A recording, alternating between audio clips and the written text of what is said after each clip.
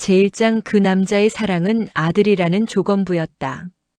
여러분, 사랑만 있으면 세상 모든 고난을 다 이겨낼 수 있을 것 같나요? 여기 세상의 모든 금수저를 내던지고 한 남자를 선택했던 한 여자가 있습니다. 하지만 그녀는 몰랐죠. 자신이 버린 건 배경이 아니라 앞으로 펼쳐질 자신의 운명이었다는 것을요. 오늘 이야기는 경기도의 한 낡은 빌라, 지독한 장마가 시작되던 그날의 기억으로부터 시작됩니다. 강지은. 그녀는 H그룹의 막내딸이었습니다. 남들이 우러러보는 그 화려한 성벽을 허물고 나온 건 오직 박진호라는 남자 하나 때문이었죠. 고시 공부를 하던 진호의 낡은 자취방에 지은이 처음 들어서던 날 그녀는 행복했습니다.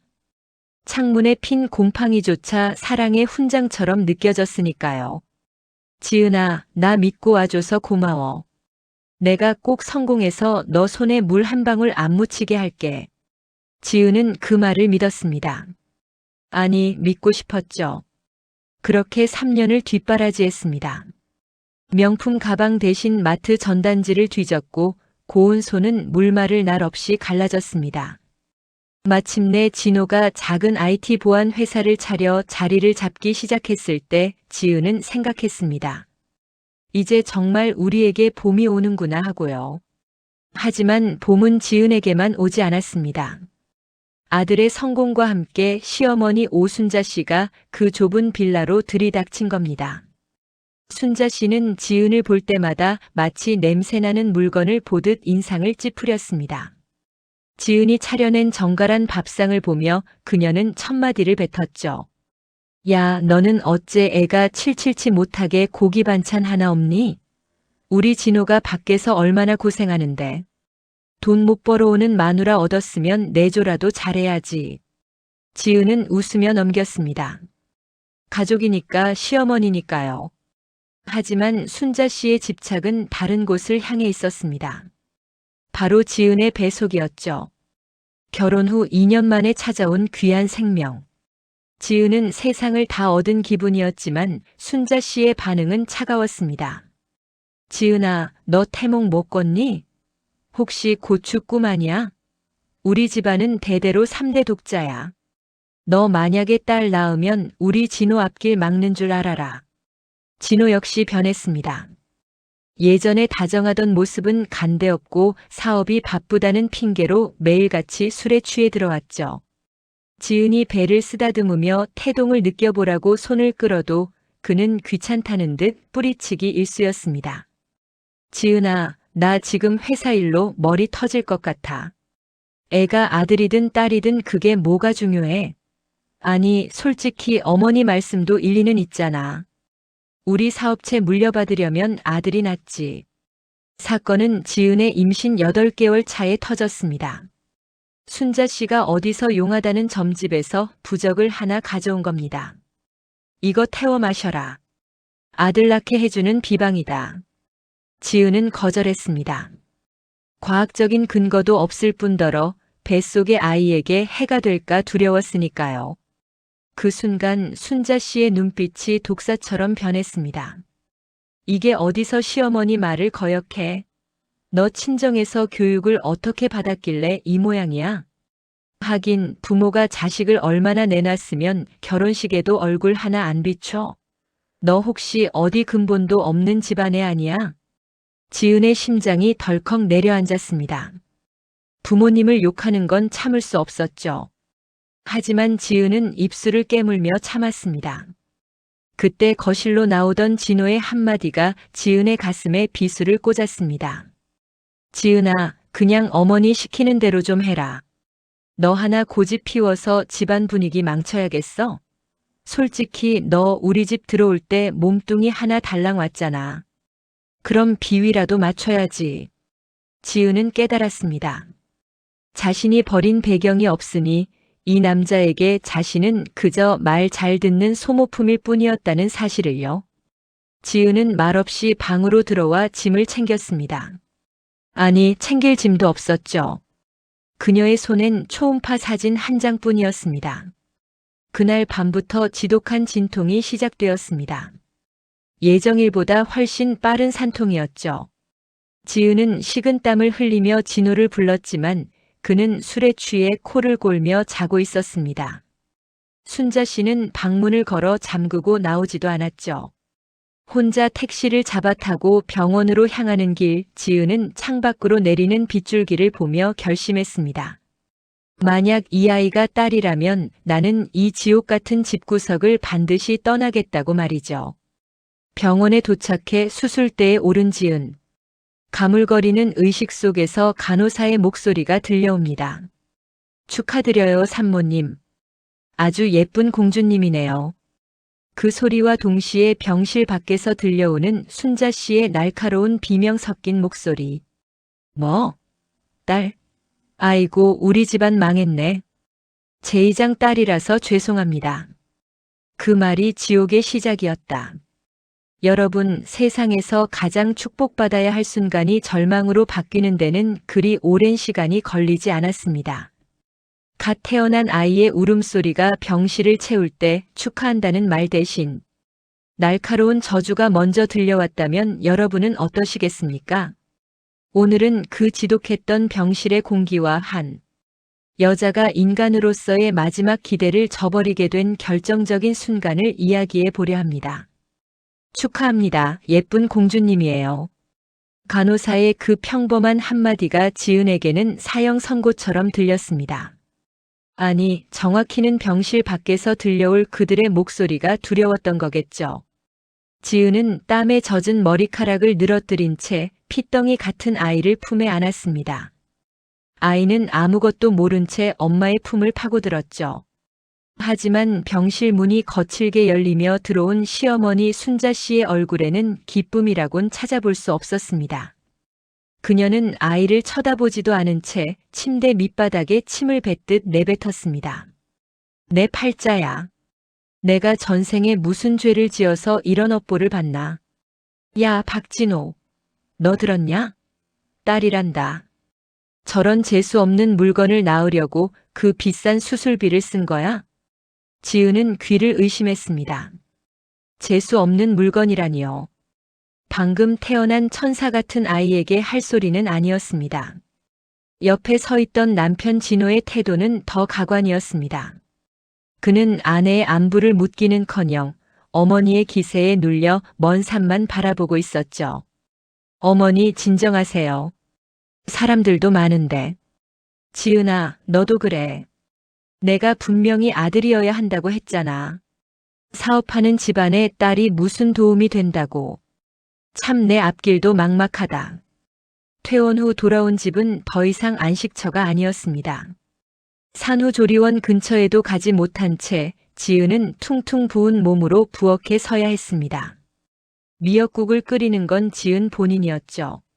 순자 씨는 지은이 부엌에 나올 때마다 찬바람을 일으키며 지나갔습니다. 야, 딸년 낳은 게 무슨 유세라고 그렇게 빌빌대? 우리 때는 애 낳고 바로 밭 매러 나갔어. 가서 저기 베란다 걸레질이나 좀 해라. 애가 부정 탔는지 집안 공기가 탁하네. 지은은 아무 말 없이 걸레를 잡았습니다.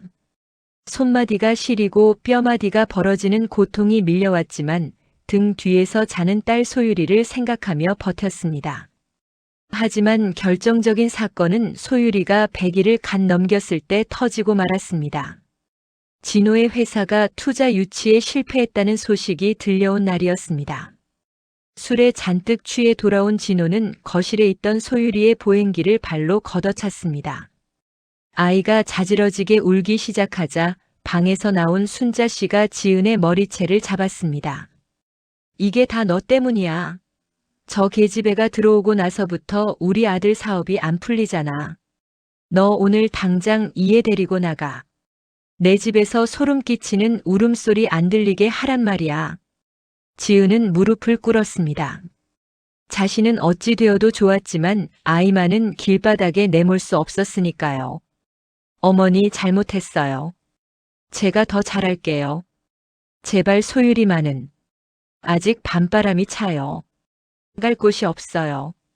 하지만 믿었던 남편 진호는 지은의 손을 차갑게 뿌리쳤습니다.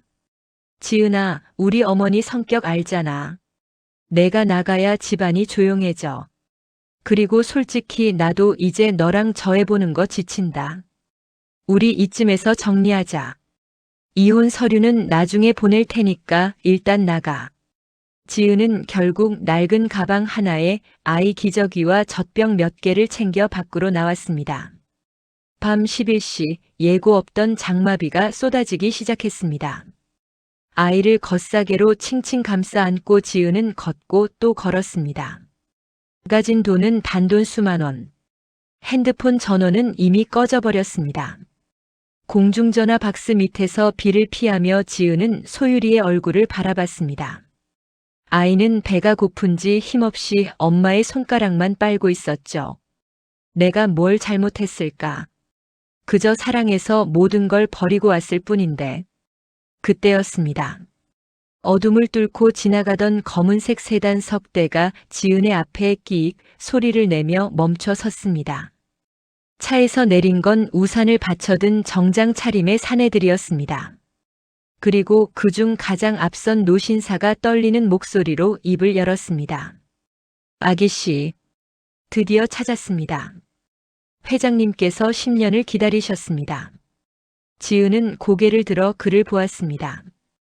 H그룹의 총괄 수행비서 김 실장이었습니다.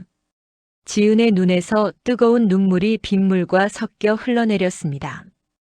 그녀는 품 안의 소유리를 더 꽉 껴안으며 차갑게 식어버린 눈빛으로 저 멀리 불이 켜진 진호의 빌라를 응시했습니다. 김 실장님, 저 차에 탈게요. 대신 조건이 있어요. 말씀만 하십시오. 오늘부로 강지은은 죽었습니다. 그리고 저들이 가진 모든 것을 가장 비참한 방법으로 빼앗아줄 준비를 해주세요. 제3장 길바닥에서 마주한 거대한 운명. 여러분, 인생에서 가장 밑바닥이라고 생각했던 그 순간이 사실은 가장 높은 곳으로 올라가기 위한 도약되었다면 어떨까요? 비에 젖은 기저귀 가방을 든 채 공중전화 박스에서 떨던 여자가 단 5분 만에 대한민국 0.1%의 비호 아래로 들어가는 순간. 오늘은 한 여자의 슬픔이 서늘한 도끼로 변하는 과정, 그리고 10년이라는 긴 침묵의 시간을 뚫고 시작된 화려한 서막에 대해 이야기해 보려 합니다.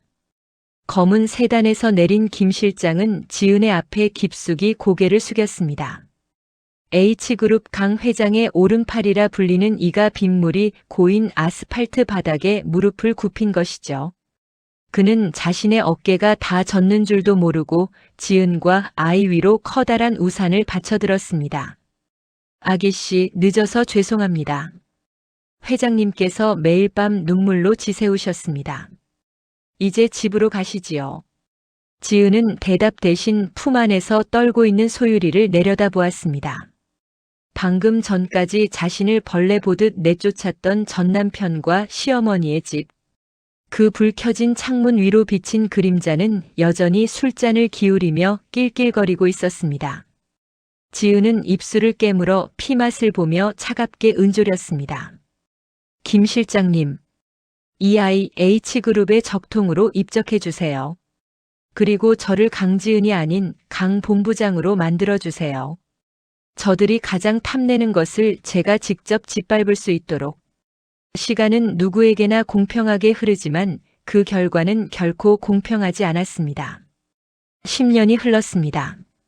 경기도의 낡은 빌라에 살던 박진호는 이제 진호물산이라는 중소기업의 대표가 되었습니다. 운 좋게 대기업 하청을 따내며 기고만장해진 그는 여전히 아들 타령을 하는 어머니 순자 씨와 함께 화려한 아파트에 살고 있었죠. 하지만 그들의 행복은 거기까지였습니다. 진호물산의 생명줄과도 같은 유통망을 쥐고 있는 H그룹의 태도가 갑자기 돌변했기 때문입니다. 어머니 미치겠어요. H그룹에서 갑자기 우리랑 거래 안 하겠대요. 이거 끊기면 우리 당장 길바닥에 놔앉는다고요. 진호는 사색이 되어 소리쳤습니다. 순자 씨 역시 안절부절 못하며 부처님 앞에 빌고 또 빌었죠. 그들은 마지막 희망을 품고 H그룹 전략기획본부와의 면담을 요청했습니다. 수천억 원의 투자 결정권을 쥐고 있다는 소문의 본부장. 그를 만나야만 살 길이 열리는 상황이었습니다. 드디어 면담 당일. 진호와 순자는 잔뜩 긴장한 채 본부장실로 들어섰습니다. 금방이라도 무너질 것 같은 다리를 이끌고 들어간 그곳엔 창밖을 향해 등을 돌리고 앉아있는 한 여자가 있었습니다. 오셨습니까? 박진호 대표님 그리고 오순자 여사님. 익숙한 목소리에 두 사람의 몸이 굳었습니다. 설마 했습니다. 아니, 그럴 리 없다고 스스로를 다독였습니다. 하지만 의자가 천천히 돌아가고 10년 전 비오는 거리로 내쫓았던 지은의 얼굴이 드러나는 순간 순자 씨는 들고 있던 핸드백을 바닥에 떨어뜨렸습니다. 너 강지은? 내가 왜 여기 앉아 있어? 진호는 입을 벌린 채 아무 말도 하지 못했습니다. 지은은 티 하나 없는 화이트 수트를 입고 10년 전과는 비교도 할 수 없는 압도적인 아우라를 뿜어내고 있었습니다. 그녀의 책상 위에는 진호물산의 부도 처리 보고서가 놓여 있었죠. 오랜만이네요. 10년 만인가요? 아, 그날도 비가 참 많이 왔었죠. 딸을 낳았다고 젖먹이 아이와 어미를 내쫓던 그 밤 말이에요. 지은의 말에 순자 씨는 본능적으로 바닥에 주저앉았습니다. 진호는 뒤늦게 사태를 파악하고 억지 미소를 지으며 지은에게 다가갔습니다. 지은아. 아니, 본부장님. 이게 무슨 운명의 장난이야? 우리가 그때 좀 오해가 있었잖아. 나 너 매일 생각했어. 우리 소율이는? 소율이 잘 있지? 지은은 비릿하게 웃으며 배를 눌렀습니다. 문이 열리고 한명석하게 생긴 소녀가 들어왔습니다. H그룹의 후계자 수업을 받고 있는 지은의 딸 소율이었습니다. 엄마, 이분들이 누구예요? 아, 그때 말씀하신 그 투명 인간들인가요? 소율의 차가운 말 한마디에 진호의 얼굴은 흑빛이 되었습니다. 지은은 서류 한 장을 진호의 발 앞에 던졌습니다. 박진호 대표. 당신 회사의 지분 70%를 이미 우리 쪽에서 인수했어. 그리고 오늘부로 당신의 모든 직위는 해임이야. 아, 물론 당신들이 살고 있는 그 집도 법인 소유였으니 내일까진 비워줘야겠네. 제사장 10년의 기다림, 처절한 인과응보. 여러분, 사필귀정이라는 말을 믿으시나요? 죄를 지은 사람은 결국 자신이 판 함정에 빠지게 된다는 그 당연한 진리가 현실에서는 참 보기 힘들죠. 하지만 오늘 10년을 기다려온 한 여자의 손끝에서 그 기적이 시작됩니다.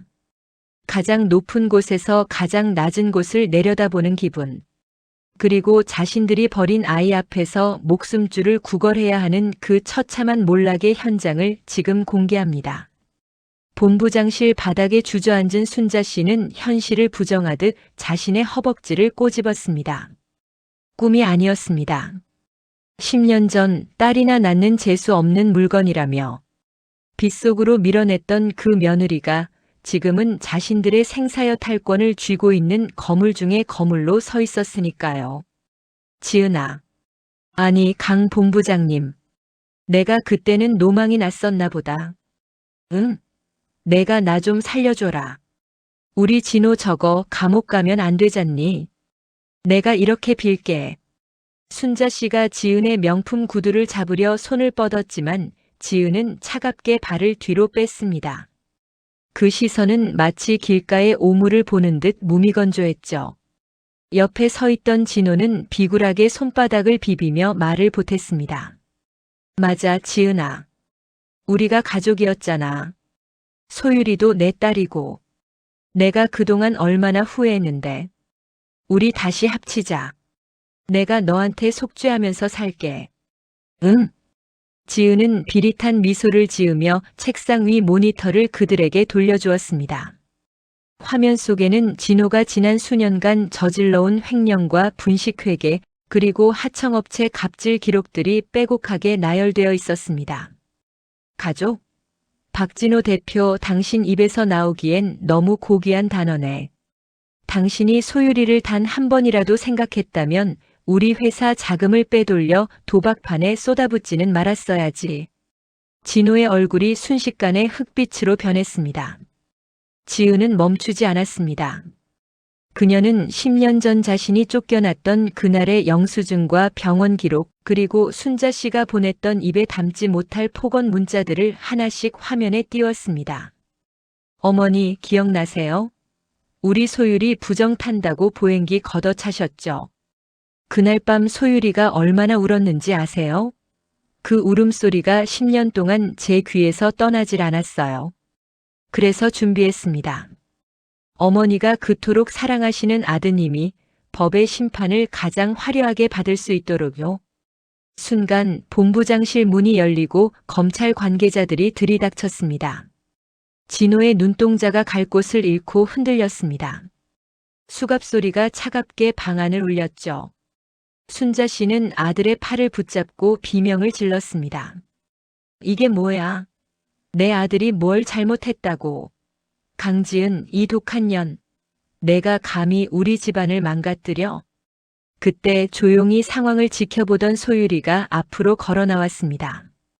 10살이라고는 믿기지 않는 단호한 눈빛이 순자 씨를 향했습니다. 할머니, 엄마한테 독한 년이라고 하지 마세요. 할머니 아들을 망가뜨린 건 엄마가 아니라 할머니의 그 비뚤어진 욕심이에요. 그리고 저요, 할머니 손녀 아니에요. 저는 H그룹 강지은 본부장의 딸 강소율이에요. 대를 못 잇는 딸이니까 할머니 아들 구해주지 않아도 되는 거죠? 소율의 말 한마디는 순자 씨의 가슴에 비수처럼 꽂혔습니다. 자신이 뱉었던 독설이 거대한 파도가 되어 자신을 집어삼키는 순간이었습니다. 진호가 연행되고 순자 씨가 실성한 듯 복도에서 울부짖는 소리가 멀어질 때까지 지은은 미동도 하지 않았습니다. 모든 것이 끝났습니다. 10년의 응어리가 단 한 번의 폭풍으로 씻겨 내려간 듯 했습니다. 하지만 지은의 마음 한구석은 이상하리만큼 차분했습니다. 지은은 소율의 손을 꼭 잡았습니다. 아이의 온기가 손바닥을 통해 전해졌습니다. 이것이었습니다. 지은이 10년을 버틴 유일한 이유. 복수 그 자체가 목적이 아니라 다시는 누구도 자신과 아이를 함부로 대할 수 없는 성벽을 쌓는 것. 소율아, 무섭지 않았어? 아니, 엄마. 속이 다 시원해. 이제 우리 저 사람들 다시는 안 봐도 되는 거지. 지은은 대답 대신 아이를 품에 꽉 안았습니다. 창밖에는 10년 전 그날처럼 비가 내리고 있었지만 이제 지은은 비를 피할 곳을 찾는 가련한 여자가 아니었습니다. 그녀는 비를 다스리는 폭풍의 눈 그 자체가 되어 있었습니다. 여러분, 악인들의 말로는 비참했습니다. 진호는 구속되었고 순자 씨는 살던 집에서 쫓겨나 지방의 낡은 단칸방으로 돌아갔습니다. 서로를 탓하며 매일같이 싸우는 그들의 일상은 이제 그 자체가 지옥이 되었죠. 제오장 복수 너머의 찬란한 홀로서기. 여러분, 복수가 끝난 뒤의 마음은 어떤 상태일까요? 흔히들 허망할 거라고 말하죠. 하지만 지은에게 복수는 파괴가 아니었습니다. 그것은 잃어버렸던 자신의 이름을 되찾고 부서진 자존감을 수리하는 복구의 과정이었습니다. 오늘은 도끼를 품었던 한 여자가 어떻게 다시 사랑을 배우는지, 그리고 우리 삶에서 진정한 승리가 무엇인지에 대해 이야기하며 이 긴 여정을 마무리하려 합니다. 폭풍이 지나간 자리는 고요했습니다. 전남편 진호는 실형을 선고받았고 시어머니 순자 씨는 아들의 면회조차 갈 차비가 없어 절절매는 처지가 되었다는 소식이 들려왔습니다. 한때 지은을 짓밟으며 권세를 누리던 이들의 초라한 결말. 지은은 그 소식을 들으며 차 한 잔을 마셨을 뿐입니다. 통쾌함보다 먼저 찾아온 건 깊은 안도감이었습니다. 엄마, 오늘 날씨 정말 좋다. 우리 할아버지 뵈러 가요. 소율의 밝은 목소리에 지은이 미소 짓습니다. 지은은 소율의 손을 잡고 강 회장의 저택으로 향했습니다. 10년 전 딸을 안고 빗속을 헤매던 자신을 조건 없이 받아주었던 아버지. 이제야 지은은 아버지 앞에 떳떳한 딸로, 그리고 한 아이의 완벽한 엄마로 마주 앉았습니다. 강 회장은 지은의 손을 꼭 잡았습니다. 거친 세파를 견뎌낸 딸의 손마디를 만지며 노신사의 눈가에 눈물이 고였습니다. 지은아, 고생 많았다. 내가 그놈들을 무너뜨려서 기쁜 게 아니다. 내가 다시 웃을 수 있게 되어서 그게 참 고맙구나. 지은은 아버지의 품에 안겨 처음으로 아이처럼 울었습니다. 억울해서 우는 눈물이 아니었습니다. 그동안 잘 버텨왔다고, 이제는 정말 괜찮다고 스스로를 다독이는 치유의 눈물이었죠. 사실 한국 사회에서 시어머니의 구박과 남편의 외면은 흔한 비극일지 모릅니다. 하지만 지은은 그 비극에 함몰되지 않았습니다. 그녀는 참는 것이 미덕이라는 옛말 대신 나를 지키는 것이 예의라는 새로운 정답을 몸소 증명해냈습니다. 지은은 H그룹의 경영인으로서 새로운 길을 걷기 시작했습니다. 하지만 그녀의 행보는 남들과 달랐습니다. 그녀는 가장 먼저 미혼모 및 위기 여성 지원 재단을 설립했습니다. 10년 전 자신처럼 갈 곳 없어 밤거리를 헤매는 여자들을 위해 그들이 아이를 포기하지 않고 당당하게 사회로 복귀할 수 있는 징검다리를 놓아준 것이죠. 누군가에게 버려졌다고 해서 당신의 가치가 사라지는 건 아닙니다. 당신은 그 자체로 이미 귀한 사람입니다. 재단 설립 기념사에서 지은이 남긴 이 한마디는 수많은 시청자의 가슴을 울렸습니다. 댓글창에는 자신의 아픈 과거를 고백하며 위로받았다는 응원글이 수천 개씩 달렸습니다. 지은의 복수는 그렇게 타인을 치유하는 정의 에너지로 승화되고 있었습니다. 어느덧 해가 뉘엿뉘엿 지는 바닷가. 지은과 소율이 모래사장을 걷습니다. 멀리서 보면 그저 평범하고 행복한 모녀의 모습입니다. 하지만 그 평범함을 지키기 위해 두 사람이 건너온 강은 결코 평범하지 않았습니다. 지은은 이제 더 이상 과거를 돌아보지 않습니다. 전 남편 진호가 감옥에서 보낸 구구절절한 참회 편지도 순자 씨의 뒤늦은 용서. 구걸도 지은에게는 아무런 의미가 없습니다. 최고의 복수는 그들을 잊고 보란듯이 행복해지는 것이니까요. 엄마, 나는 커서 엄마 같은 사람이 될 거야. 강하고 따뜻한 사람.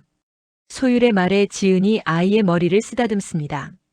딸이라서 안 된다던 차별의 벽을 허물고 그 딸이 엄마의 가장 큰 자부심이 된 오늘.